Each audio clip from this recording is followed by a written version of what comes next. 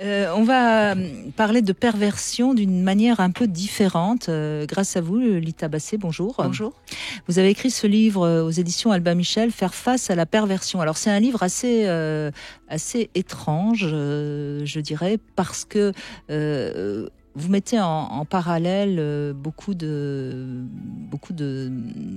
Jésus, parce que d'une certaine manière, il y a beaucoup de spiritualité dans ce livre, c'est normal, vous êtes philosophe et théologienne.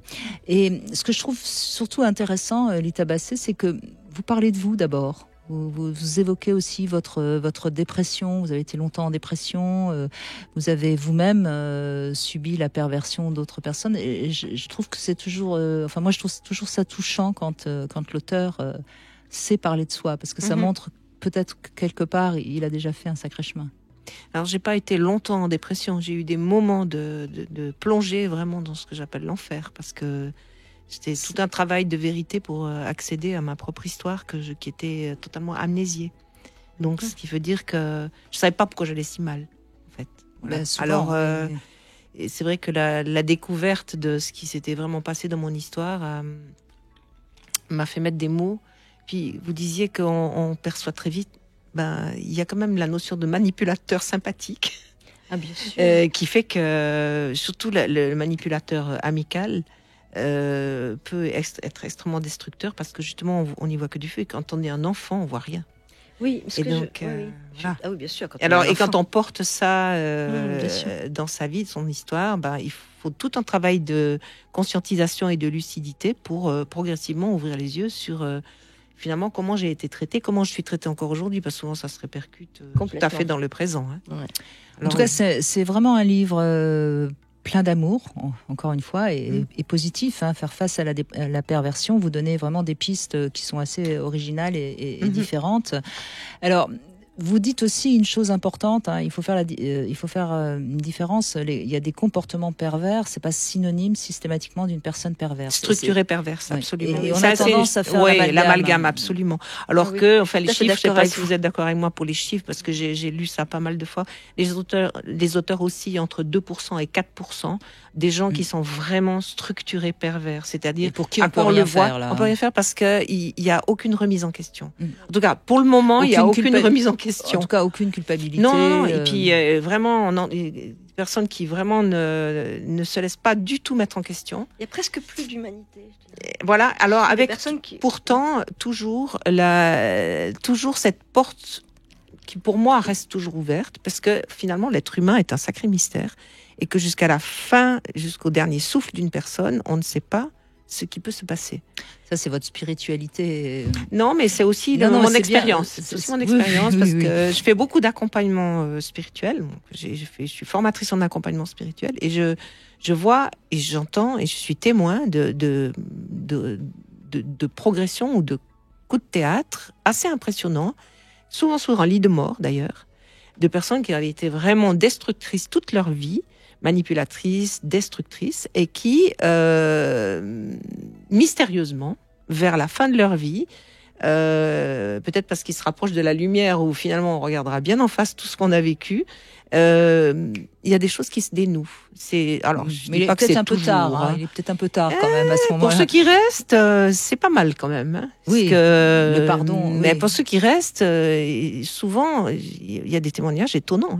Et c'est important, je crois. Ah oui, c'est important pour des enfants.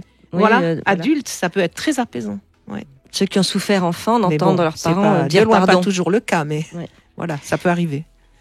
En tout cas, donc vous évoquez les différentes, comment dirais-je, les différentes manières dont le comportement pervers va se manifester, et à chaque fois vous nous donnez une recette, si je puis dire, bien. Enfin, si, en tout cas, une piste, des ondes, une onde positive, disons, face à quelque chose de négatif. Tout à fait. Le sous-titre, c'est des ressources spirituelles inattendues, c'est-à-dire que l'être humain, tout être humain finalement, a des ressources. Mais alors, justement, comme vous disiez tout à l'heure, sur le plan spirituel au sens large, c'est vraiment dans le sens que tout être humain a une spiritualité, dans le sens qu'il se pose des questions profondes sur son existence, et où il est ouvert à autre que lui, ou plus grand que lui, peu importe comment on le définit, ou comment on l'appelle. Et du coup, il peut faire appel à ces ressources-là pour finalement s'enraciner ou s'ancrer ou se centrer sur quelque chose en lui qui est indestructible, qui est un peu son « moi je suis », enfin son noyau d'être. Et ça, la personne au comportement pervers n'a pas de prise là-dessus. Quand je suis centrée sur ce qui en moi s'appuie sur l'être, j'appelle aussi l'ego divin, parce qu'il y a l'ego narcissique, mais il y a l'ego divin, c'est-à-dire cette part de nous qui... Cette essence, finalement. Voilà, cette essence de nous qui, elle, est éternelle, enfin, indestructible. Et ça, au fond, beaucoup de gens s'y retrouvent, quand bien même ils sont ni chrétiens, ni... n'ont pas d'appartenance religieuse particulière. Et cette essence échappe à l'emprise de l'autre. Exactement. Parce et c'est que ça c'est qui vraiment rend fou l'autre, justement, de voir qu'il a pas de d'ailleurs, on prise. s'aperçoit que les pervers, si véritablement vous échappez, c'est-à-dire que vous dites un non profond, voilà, ils disparaissent. Absolument.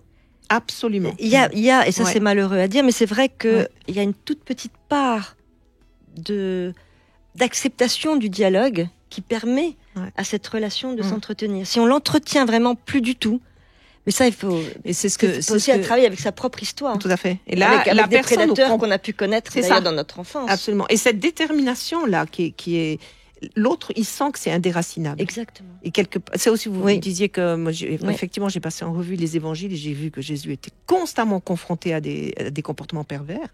Mais lui, il s'enracinait toujours dans cette part. Il était aligné, en quelque sorte. Il était aligné, absolument. Et là, ça faisait tomber. Ils n'avaient pas de prise là-dessus.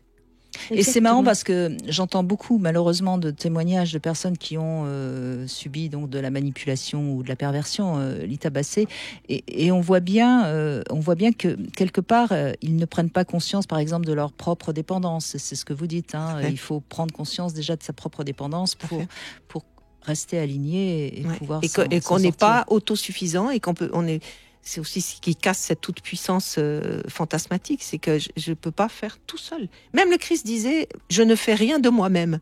C'est assez fort. Je ne fais rien de moi-même. On a besoin des autres.